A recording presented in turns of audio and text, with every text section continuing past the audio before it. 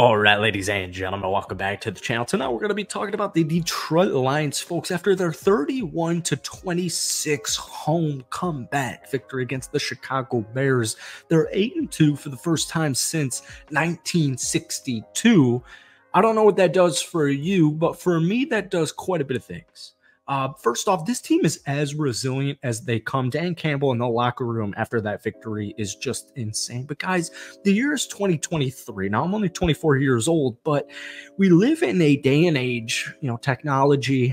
Everybody's got an opinion, as they should. Everybody does have an opinion, and they should be able to broadcast that. But I feel like it plays a role in the sports world sometimes in a negative facet. And, we take a look at this team, the Detroit Lions, who are 8-2, and you could nitpick them all day.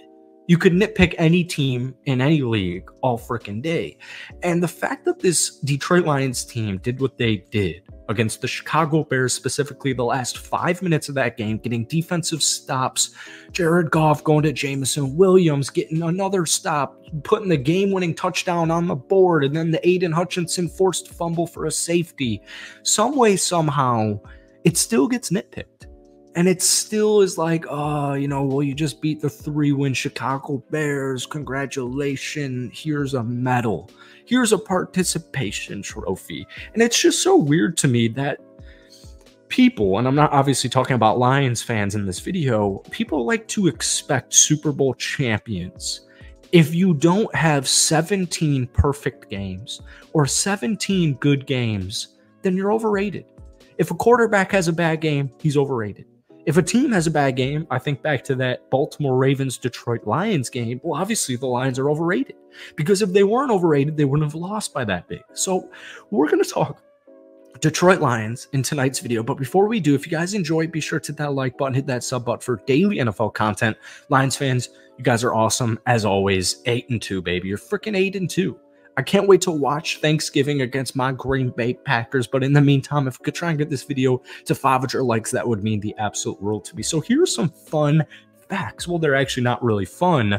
If the Lions lost this game, they certainly wouldn't be fun. But to me, they're fun because they got out-possessioned 40 minutes to 19 minutes. If you want to be literal here, 40-24 Bears favor to 19-36 in the Lions. The Lions had 4 turnovers in the game, something we have not really seen from them this season, yet some way, somehow, they outgained the Chicago Bears, and they actually won the football game. Now, like I said, everybody likes to point fingers and be like, oh, you beat Justin Fields and Matt Eberflus, the worst Bears coach in Bears recent history, or maybe just in Bears coaching history in general, blah, blah, blah, blah, blah. But for me, as a Green Bay Packers fan, I look at these two teams, Lions, Chicago.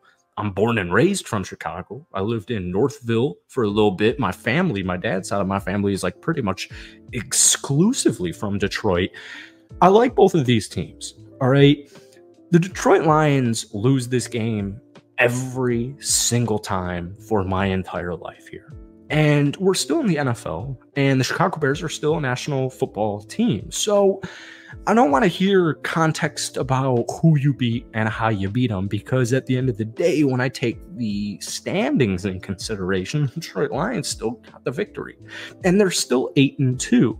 And I think, especially with sports media, just being in sports media, people like to spin things a certain way for clicks and narratives and whatever. And everybody's pointing fingers. Like I said, I'm born and raised from the Chicagoland area. I went to school at Loyola Chicago. I know pretty much every single person I know is a Chicago Bears fan. And everybody today, Monday, November 20th, on the news, radio, or whatever, was like, oh, the Bears are so bad. I can't believe they blew that. But for my standpoint, it's more of like, I can't believe the Lions actually won that game. From the second the snap hit, from the 7-0, the first 2 interceptions on the first 2 drives of the game from Jared Goff, it felt trappy. It felt a little trappy, where it was like the Lions in the last at least 10 years would have lost this game my entire life. And the resiliency, as Dan Campbell points out, that this team possesses, for some weird reason, the media narrative is, wow, I can't believe the Bears lost that game. As opposed to, oh my goodness, I can't believe the Lions won that game. The Detroit Lions outscored the Chicago Bears 17-6 in the fourth quarter. And like I said, they got outpossessioned 40-20. They had 4 total turnovers. It was, even though like 2 of those interceptions weren't Jared Goff's fault, it was probably Jared's worst game since I believe it was 2019. And I actually think that game was against the Chicago Bears, coincidentally enough. Players have bad games and teams have bad weeks. And even in life, let alone sports, sometimes you're just not 100%, for whatever reason it is. But the fact that the Detroit Lions actually won this game, to me, speaks volumes. And I would love if they could get this victory, this resilient victory in week 10, then try to figure it out in the divisional road playoff game against like the Dallas Cowgirls. So I think it's important to note that it's a marathon and it's not a sprint. And your starting quarterback's not always going to be 100% as far as just playing wise, not health wise. Your team's not always going to be 100%. They're not always going to be at the top level that we know they can compete on. But great teams find ways to win ugly football games. And that's pretty much exactly what I've seen from the Detroit Lions in the last calendar season. They just simply win games. And to nitpick a team that is 8-2, and it's like halftime with the Eagles Chiefs right now, the Lions genuinely might be the number 1 seed in the NFC. And if the Lions are the number 1 seed in the NFC, whether they're 2 or 3 or whatever, I think we all can agree on the fact that, watch out.